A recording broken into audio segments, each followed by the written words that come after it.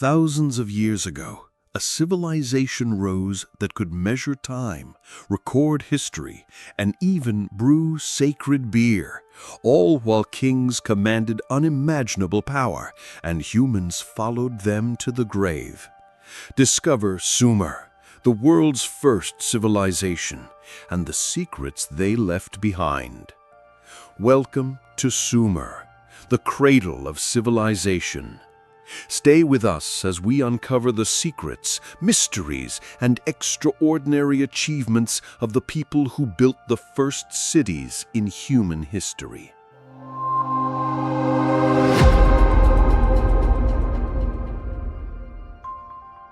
Before we dive in, make sure to hit that like button if you love uncovering hidden histories, subscribe to our channel, and activate the bell so you never miss a journey back in time. Today, we're exploring Sumer, its kings, its myths, its innovations, and the incredible legacy that still shapes our world thousands of years later. Get ready to step into a world of wonder, mystery, and ancient brilliance. In the cradle of Mesopotamia, where the Tigris and Euphrates rivers carved lifelines through the desert, a new kind of world was quietly being born. Here, on the fertile plains, the Sumerians laid down the roots of civilization itself. Before their time, humanity had lived scattered, bound to the cycles of nature.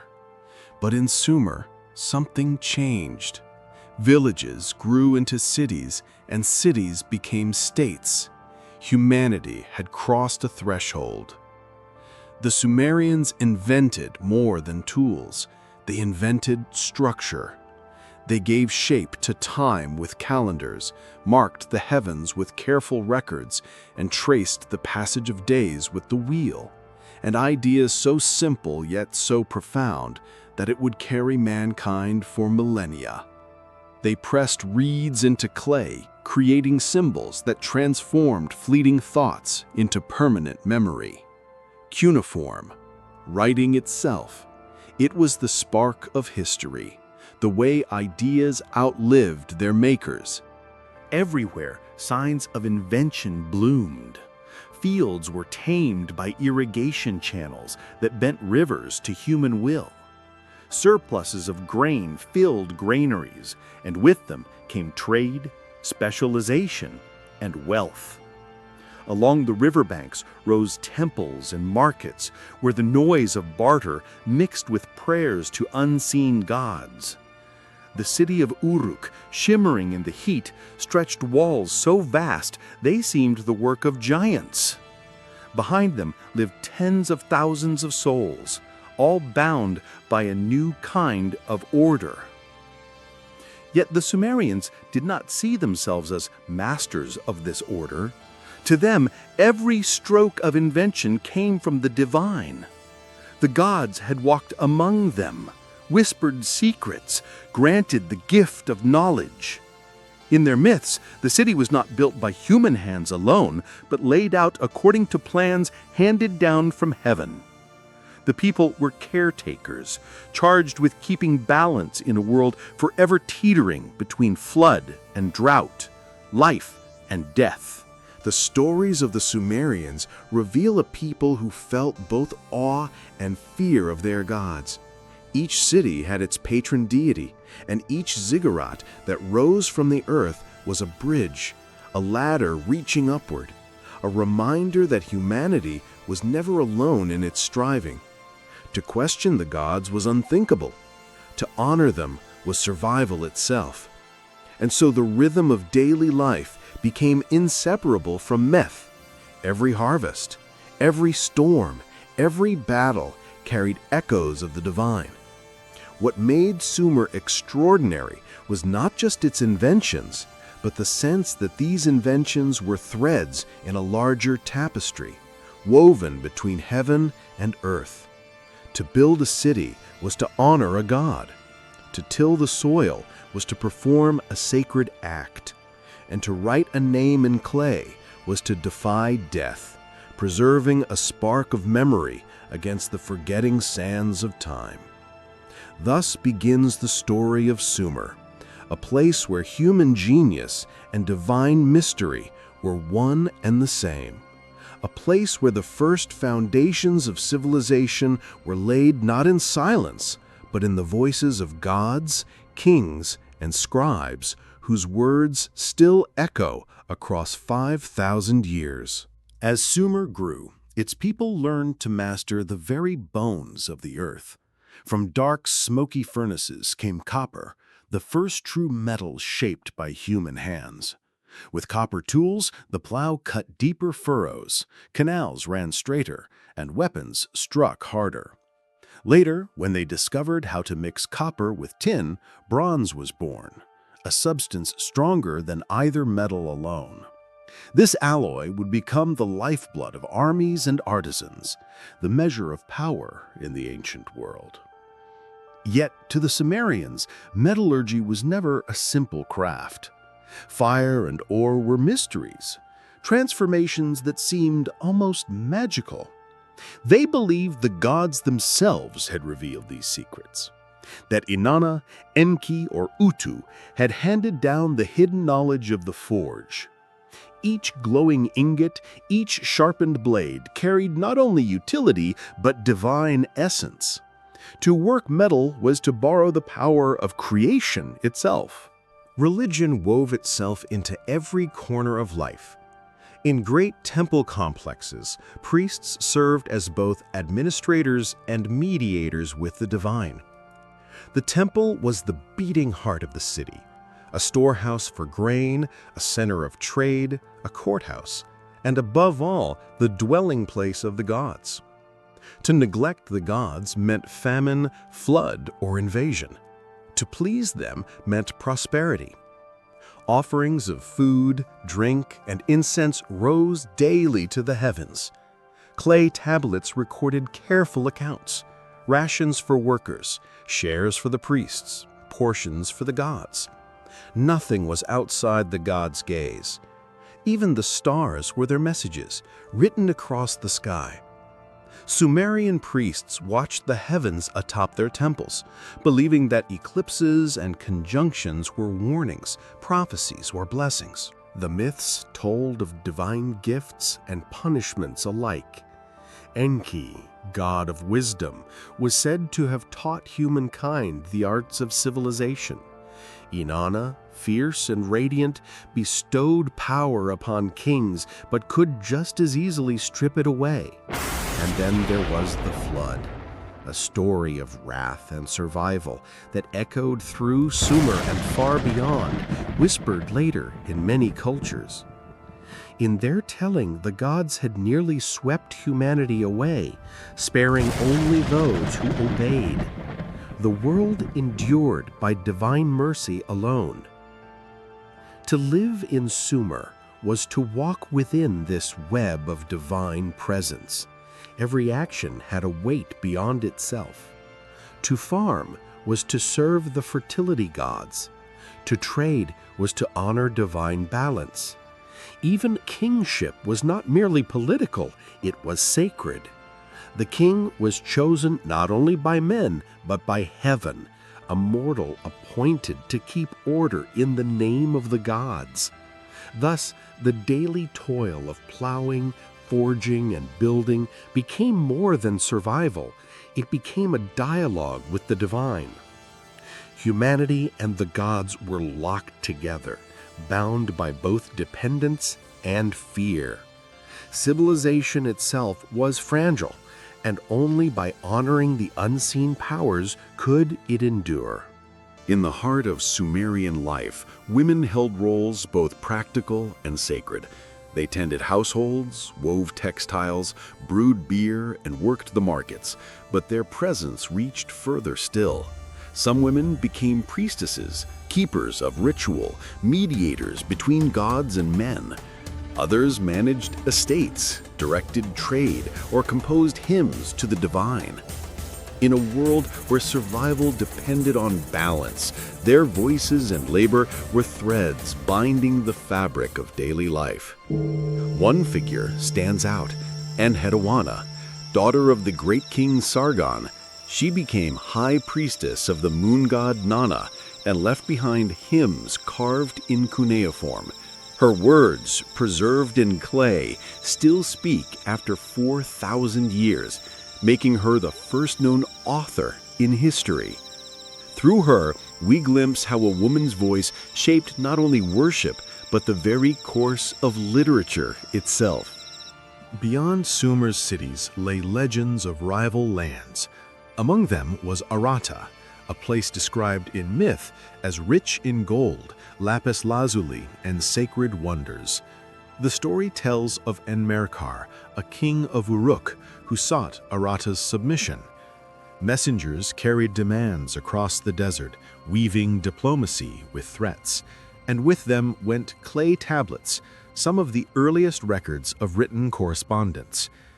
Whether Aratta was real or imagined, the tale reveals how Sumer saw itself, powerful, yet always aware of distant rivals whose splendor rivaled its own. Through such stories, history and myth became inseparable. Each city was not only a political power, but a stage for divine drama. Every flood or famine, every conquest or defeat was read as the will of the gods. To live in Sumer was to move within this vast narrative where humanity struggled, flourished, and endured beneath the gaze of unseen powers. And though the cities of Sumer eventually crumbled, their echoes never died. Writing, law, the wheel, the arch, the stories of kings and floods, all passed outward, carried to new lands and new empires. Their myths found new voices in Akkad, Babylon, and beyond. Their inventions became the scaffolding of civilization itself.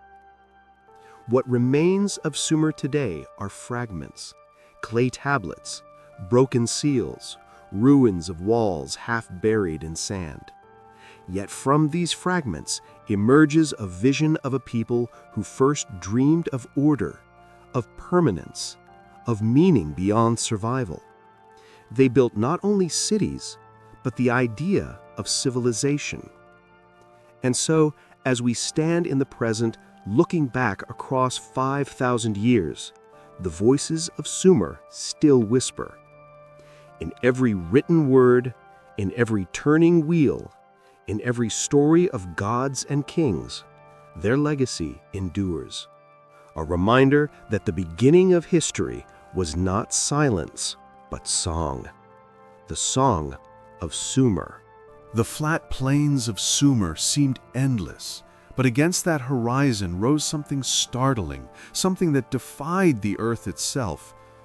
Tier by tier, step by step, the ziggurat reached upward, a mountain of brick in a land with no stone. These vast platforms were not temples in the way we think of them. They were bridges, a way for the gods to descend and for prayers to ascend. At the summit, in a small and hidden chamber, offerings were laid for the divine. Few ever entered, for it was not a house for men, but a throne for heaven. From far away, travelers would see the massive silhouette shimmering in the heat, as if suspended between the sky and the soil. And yet, even these monuments, so imposing, were fragile. They were built of mud brick, needing constant repair, vulnerable to rain and time. The very structures that were meant to embody eternity depended on unending labor, just as civilization itself did. It was a reminder that permanence in Sumer was always an illusion, held together by human hands under the gaze of the gods. In the shadow of these towers, smaller objects carried power of a different kind. A carved cylinder seal, no larger than a thumb, could roll across clay and leave behind a trail of repeating images. With a single motion, a man could mark ownership, seal a contract, or carry his identity across the centuries. These tiny artifacts were more than signatures. They were symbols of trust, authority, and memory. The images etched into them spoke of gods seated in judgment, kings in triumph, and animals locked in eternal motion. To press one into clay was to leave behind a fragment of self, a claim to existence in a world where forgetting was easy. Even more haunting was the Sumerian king list, a text that blurred the line between history and myth. It spoke of rulers who reigned not for years, but for centuries, their lives stretched beyond human span, as if they were half divine. It recorded how kingship itself descended from heaven, how it moved from one city to another like a sacred flame. In its rhythm of names and numbers, victories and floods, the king list created order from chaos. It told the people that their rulers were not merely men, but instruments of destiny, chosen and dismissed by divine will. For the Sumerians, this vision mattered more than accuracy. The king list was not a ledger of fact, but a mirror of belief. It gave shape to time, stretching the past into eternity, and bound the fate of the cities to the will of the gods. To read it was to feel history as sacred, to sense that even in the rise and fall of dynasties, there was continuity, a thread unbroken. In the Ziggurats, the seals, and the names of kings, Sumer declared its place between heaven and earth. Each was a reminder that their civilization was not simply human invention, but something given, fragile, and watched over from above. In the dust and heat of Mesopotamia, the people of Sumer built not only the first cities, but also the rhythms of culture itself. And among their deepest passions was one that still feels familiar today, the love of beer. On ancient seals carved with care, we see figures gathered around great jars, sipping through long straws. This was no ordinary drink. It was a gift from the goddess Ninkasi, who was celebrated in hymns that praised not only her craft, but the sacred joy of brewing itself. Sumerian beer was thick and nourishing, brewed from barley, and so dense it required straws to drink. It accompanied feasts, rituals, and even the daily rest of laborers. To drink was not only to quench thirst, but to take part in a bond between gods and men, a reminder that happiness itself could be shared. Festivals and gatherings always carried its presence, and in its foam, community found unity. But beyond brewing, the Sumerians also left behind treasures of knowledge that echo through every clock and compass we hold today. It was they who devised the base 60 system, a way of counting that shaped the measurement of hours, minutes, and seconds. Every time you look at a watch or trace the arc of a circle divided into 360 degrees, you are seeing the legacy of Sumer silently guiding time itself. They measured man and grain with the same precision. 12 units made a foot. Fractions set trade in order, and through such clarity, they brought stability to their fields and cities. Yet numbers alone could not hold a civilization. To endure, they needed words. And so cuneiform emerged, pressed into clay with reeds, first simple signs, then a vast web of over 700 symbols. No other system from their age carried such weight. From contracts to epics, from laws to prayers, writing preserved the lifeblood of Sumer. It was not easy to learn. Years of repetition in the Eduba schools, where the teacher was called father and student sons, forged a disciplined community of scribes. They memorized multiplication tables, calculated land areas, and copied hymns until the symbols flowed like instinct. Most students were sons of nobles or merchants, while farmers and slaves remained illiterate. But those who graduated carried power greater than armies, the ability to make memory eternal. The discipline was harsh, the lessons unrelenting, but the result was extraordinary. A society that understood knowledge itself was a foundation of survival. Without writing, their trade, their laws, and their gods might have vanished like dust. With it, their voices traveled across millennia, reaching us even now. Yet Sumer was not built on knowledge alone. The grandeur of its cities was mirrored in the devotion to rulers and the gods. Archaeologists like Leonard Woolley unearthed royal cemeteries filled with treasures and rituals that still baffled the imagination. In the tomb of Queen Puabi, she lay adorned with gold necklaces, lapis lazuli, and jeweled crowns, surrounded by attendants who had died to serve her in the next world. 74 bodies in one pit alone spoke of a society that believed power, order, and loyalty extended beyond life itself. These were not mere burials, they were statements, rituals stretched for days, involving music, feasts, weeping, and meticulous preparation of bodies. Human sacrifice, while shocking to modern sensibilities, may have been seen as an honor, a way to follow one's ruler into eternity. Beyond this, the richness of the tombs revealed a civilization that traded across deserts, mountains, and seas. Gold from India, lapis from Afghanistan, cedar from Lebanon. These artifacts tell of caravans and ships that connected Sumer to the farthest corners of the known world. Even in daily survival, the Sumerians demonstrated ingenuity. Medicine flourished under healers called Asu, who combined practical remedies with spiritual rituals. Clay tablets preserved hundreds of prescriptions, teaching the use of willow bark to soothe pain, honey to prevent infection, and garlic to fight disease. Broken bones were set with wooden splints, abscesses drained, and cleanliness maintained, principles that echo into modern medicine. They documented symptoms, dosages, and treatment with the care of scientists, observing, recording, and passing knowledge from one generation to the next. Yet the Sumerians' imagination soared beyond the tangible. In their epics, divine weapons roamed, living tools of the gods. Shower, a mace with the soul of a beast, aided Ninurta in battle, sometimes even transforming into a winged lion, giving advice mid-conflict. The sun god Utu wielded a blazing sword that brought the dawn, while Inanna carried weapons that sprouted from her very shoulders.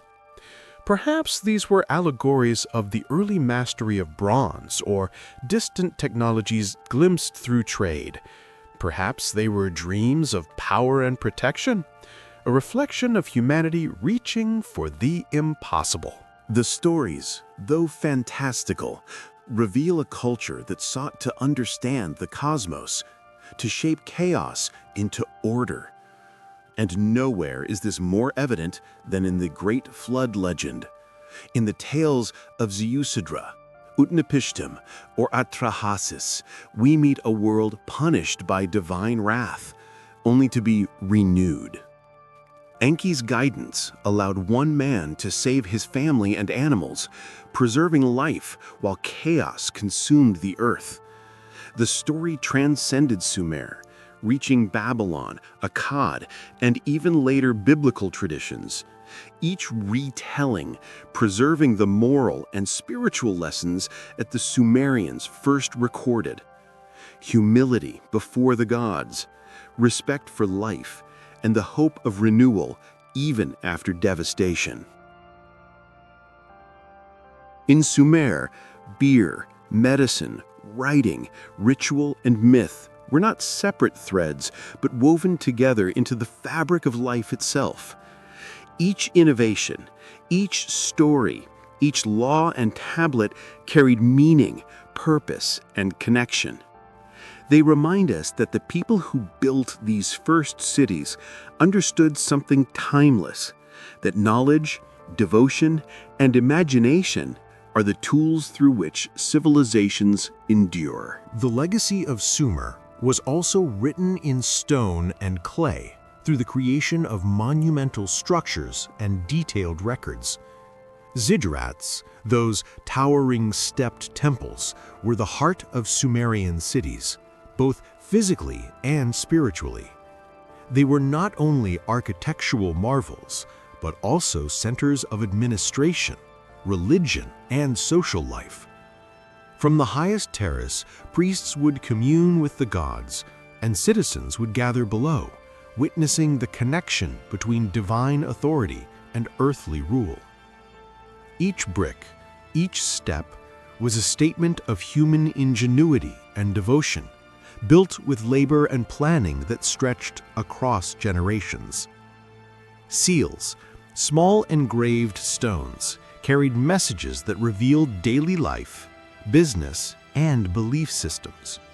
On many, scenes of beer drinking, farming, or worship can be seen, the intimate details of a civilization that valued both work and celebration. Through these seals, we glimpse the Sumerian understanding of community, cooperation, shared responsibilities, and the importance of culture in everyday life. They were more than just administrative tools. They were symbols of identity and continuity, ensuring that agreements, stories, and beliefs could travel beyond the individual. The Sumerian king list, another extraordinary record, chronicled the reigns of kings, some for impossibly long years, blending history with legend. These lists remind us that the Sumerians saw their past as a continuum where divine favor legitimized power. Kings were not only political figures, but custodians of tradition, bridging the mortal and the eternal. And yet, every time a name from these lists is mentioned, we are reminded that much of their world remains a mystery, waiting for those willing to search deeper. Education, law, and trade intertwined with religion and governance to create a civilization of remarkable depth. Schools or edivas trained scribes who could read and write complex symbols, mastering mathematics, geometry, and record-keeping. They became the backbone of administration, trade, and law, enabling a society that, though thousands of years old, laid the foundation for systems that would echo across millennia. Legal codes, like that of Ur-Nammu, reflected a sophisticated understanding of fairness and social structure, balancing punishment with compensation and embedding justice within divine authority. Trade extended Sumer's reach far beyond the Fertile Crescent. From the deserts of Arabia to the rivers of India, Sumerian merchants traveled vast distances, exchanging goods such as copper, tin, precious stones, and cedarwood. They overcame geographical challenges to build networks that allowed their cities to flourish despite a lack of local resources. Each traded artifact discovered by archaeologists today tells of daring journeys, resourcefulness, and a civilization determined to thrive through ingenuity and connection. Sumer was a world where practical knowledge, imagination, and ritual coexisted. Medicine was rooted in observation, experimentation, and spiritual practice. Legal systems maintained order while reflecting the moral and religious beliefs of the people. Myth and epic tales inspired both fear and admiration, carrying lessons about life, death, and humanity's place in the cosmos. Through ziggurats, seals, and king lists, we see a civilization meticulously recording its achievements, beliefs, and identity for the future. Sumerian myths also reveal a society fascinated with divine power and cosmic order. Tales of supernatural weapons like Shar, the mace of Ninurta, or the sun god Utu's blazing sword illustrate a blending of technological admiration and spiritual imagination. These stories may reflect real Bronze Age innovations, meteoric events, or imaginative interpretations of nature. By embedding divine authority into objects and stories, Sumerians expressed both their fears and their aspirations, teaching lessons about courage, loyalty, and the consequences of chaos. Central to their mythology was the Great Flood, a narrative echoed in many later cultures. Figures like Ziusudra, Udnapishtim, or Atrahasis survive divine punishment by heeding godly warnings and preserving life. Beyond mere storytelling, the flood myth illustrates the Sumerians' worldview. Life is fragile, the gods are powerful, and human survival depends on wisdom, obedience, and foresight. The story of the flood reminds us that Sumerian culture valued preparation, respect for natural forces, and the recording of knowledge to guide future generations. The story of Sumer is more than history. It's a reminder of human creativity, courage, and the endless quest to understand the world. From sacred beer to divine weapons, from ziggurats to laws that influence civilizations for millennia, Sumer continues to inspire awe. If you enjoyed this journey, don't forget to like, subscribe, and ring the bell.